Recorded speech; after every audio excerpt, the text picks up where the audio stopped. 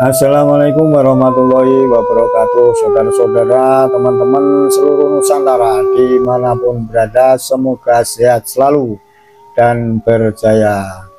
Kali ini kita akan membalas sebuah komen dari netizen Kibin Akut atau bisa jadi juga Khabib Dobol yang sering nyinyir kepada Kiai Imaduddin Al-Bantani dengan pertanyaan, siapa sih Imad itu?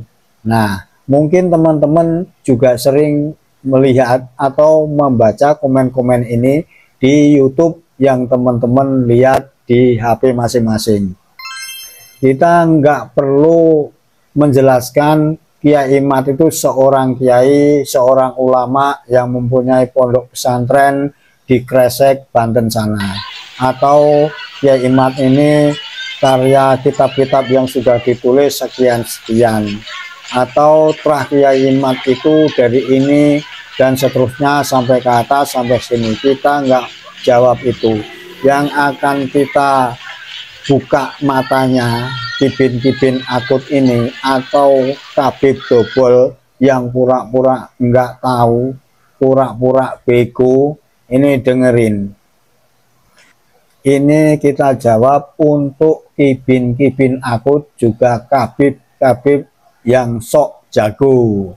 Pertama, sejak kemunculan tesis Kiai Imad, kalau kamu mau tahu, itu yang pertama, Khabib Rizik, Bahar Smith, dan Khabib yang lain tidak lagi berani mengaku sebagai cucu Nabi. Ini yang mengerikan. Khabib sekarang ini tidak bisa semau-mau gue mengaku di podium-podium, di ceramah-ceramah, di orasi-orasi, tidak lagi berani mengaku sebagai cucu Nabi. Itu yang pertama. Kenapa nggak berani menjawab itu? Karena sepele jawabannya. Rizik pernah mengatakan kalau mengaku sebagai cucu Nabi harus tes DNA. Nyatanya sampai sekarang Dobolowi takut kalau diajak atau disuruh, bahkan dibiayai untuk tes DNA. Itu yang pertama. Kalau mau tahu Kiai Imad itu siapa sih? Nah, ini nggak usah beliau, tapi efeknya saja sudah membuat Mbak Alawi, Khabib Dobol yang selama ini mengaku cucu Nabi rungkat di Nusantara. Itu juga yang paling berat. Ada lagi, sekarang tidak ada lagi Khabib ini dawir semau gue. Contohnya di sebuah desa, sebuah kampung di daerah Tegal, sebelum adanya tesis Kiai Imad ini, betapa sering didatangi Khabib Dobol yang berombongan membawa mobil dengan beberapa orang memasuki rumah demi rumah untuk minta sesuatu kepada masyarakat, entah beras, entah ayam, entah apalagi makanan mungkin ya, yang jelas minta uang. Kalau tidak punya uang, pokoknya apa yang ada di rumah itu. Nah, itu kan peristiwa-peristiwa mengerikan masa lalu. Sekarang ini dengan adanya tesis Kiai Imad, semuanya hapus. Nggak ada yang berani lagi datang untuk mendawir. Dan ini menyedihkan, tragis untuk Khabib Dobolowi, karena penghasilannya, ATM hidupnya, yang punya napas, punya nyawa, nggak lagi menghasilkan. Parah untuk para Khabib Dobol itu kalau mau tahu. Terus untuk jawaban nyinyir selanjutnya, tidak ada lagi sekarang Khabib Dobol masuk keluar ke pesantren-pesantren dawir sama kiai di pondok itu, kalau melihat santriwati si kiai yang ada nilai plusnya langsung minta kawin. Nah sekarang sudah tidak ada, dan itu membuat listrik tegangan tinggi nafsu Habib Ba'alawi harus di stop, tidak bisa untuk menyetrum.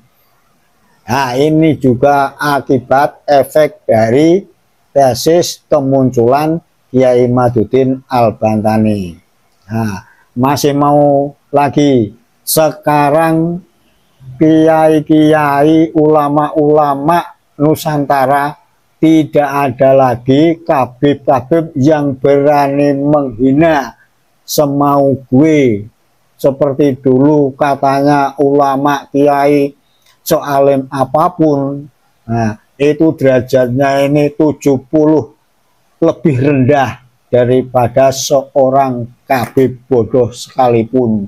Ini sekarang nih nggak ada sama sekali. Jadi mulut kabib-kabib yang sering menghina dengan kata-kata itu terkunci rapat sekarang ini. Itu kalau mau tahu. Untuk jawaban nyinyir selanjutnya, banyak kiai yang punya anak-anak perempuan yang kemarin-kemarin ini diincer oleh kabib dobel yang bermata juling, sekarang dengan tegas tidak akan menikahkan dengan mereka, karena sudah ketahuan kalau kabib dobel ini DNA-nya plat G, gatel. Tuh, kurang apa lagi?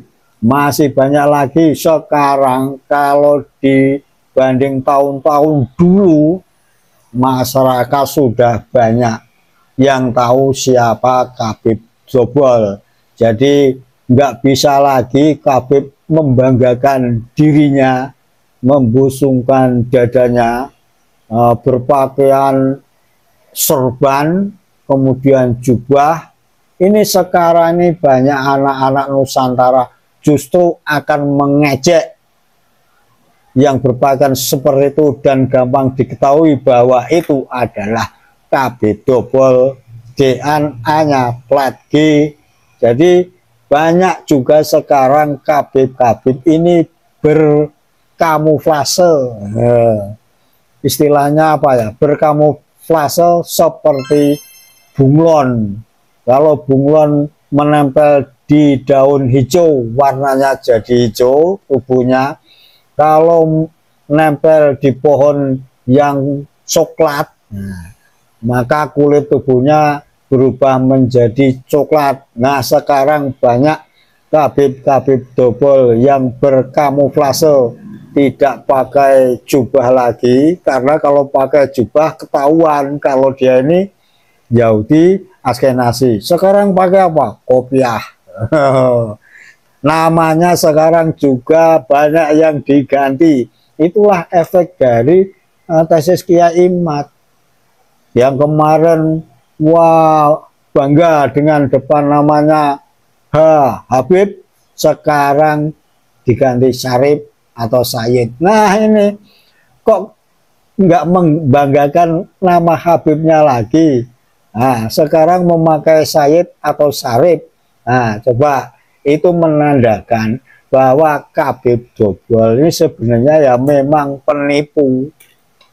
Tidak mau kehilangan masa, tidak mau kehilangan kemuliaan, tapi apa mau dikata, sekarang sudah mulai luntur di Nusantara. Hanya daerah-daerah tertentu saja yang memang nggak tahu apakah memang otaknya benar-benar blow on, otaknya benar-benar mentok, ataukah telinganya kopok sehingga tidak mau melihat kenyataan seperti ini, bahwa selama ini yang dipuja-puja itu sebenarnya dia itu tahu. Beberapa masa itu didawir, diminta ini minta itu, lalu menuruti permintaan si Khabib. Sebenarnya kan keberatan, tapi karena ya karena kupingnya kopok tadi, otaknya sudah mentok, dikasih pencerahan masih juga nggak mau percaya, malah mengeluarkan sajam, ngajak gelut, ngajak perang, persis seperti pimpinannya di sana di Jakarta yang sering-sering dalam orasinya ngajak anak buahnya asah pedang, asah parang, asah celurit. Pemimpin seperti itu saja. Sebenarnya kan kalau kita ini mau otaknya kebuka loh, kok pemimpin ngajak perang sesama kita ini sebenarnya pemimpin waras atau pemimpin koplak? Kan sebenarnya dari situ saja. Kalau kita ini mau berpikir, kita ini sudah sadar kok masing-masingnya juga diikuti. Nah, begitu teman-teman, begitu Khabib Dobol, begitu Kibin Akut, jawaban nyinyirmu. Kalau mau tahu, kalau dibicarakan di sini masih banyak lagi efek dari Kiai Imaduddin Al-Bantani dengan tesisnya. Jadi kalau masih bertanya siapa Imad itu, berarti setelah mendengar omongan saya ini benar-benar ya koplak, apalagi budak, apalagi ya dobol gitu. Nah, sudah dikasih kenyataan-kenyataan masih nyinyir, sudah dikasih jawaban masih juga bertanya Imaduddin itu siapa. Lah ya sudahlah, kalau mau goblok terus-terusin ya itu ya nasibmu ya memang seperti itu, namanya mau dijajah kok mau-mau saja. Begitu teman-teman, saudara-saudaraku, sedikit jawaban dari nyinyiran si Kibin Akut atau bisa jadi Khabib Dobol ini untuk kali ini. Untuk teman-teman semua, jaga kesehatan, jaga Nusantara, Nusantara Jaya, Nusantara milik kita. Selamat hari ulang tahun Republik Indonesia, tanah air kita tercinta yang ke-80. Assalamualaikum warahmatullahi wabarakatuh. Merdeka!